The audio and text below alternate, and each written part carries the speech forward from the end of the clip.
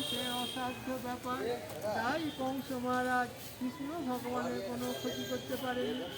তখন কৃষ্ণ ভগবান কংস মহারাজকে বলেছিলেন, সম্পর্কে তুমি তো আমার মামা হও, তথাপিও চিনতে না পেরে মেরে ফেলার চক্রান্ত করলে। তাই পরবর্তী জন্মে তুমি যবনের ঘরে জন্ম নেবে, অর্থাৎ মুসলিম পরিবারে জন্ম নেবে।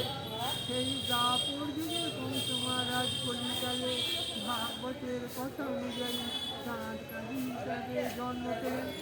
তো কংস মহারাজ যখন বুঝতে পারলেন আমি অভিশপ্ত হলাম, তাহলে উদ্ধার পাবো কি করে বলে মনে মনে অনুতপ্ত হয়ে ভগবানের শরণাগত হলে, তখন অন্তর্যামী কৃষ্ণ ভগবান কংস মহারাজকে বলেছিলেন, আমি তোমাকে উদ্ধার করব কলিকালে।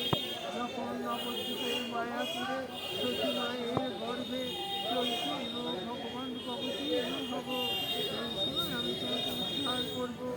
সেই চৈতন্য ভগবান চাঁদ কাজীকে হরি নাম মন্ত্র দিয়ে ভক্ত করে উদ্ধার করেছিলেন।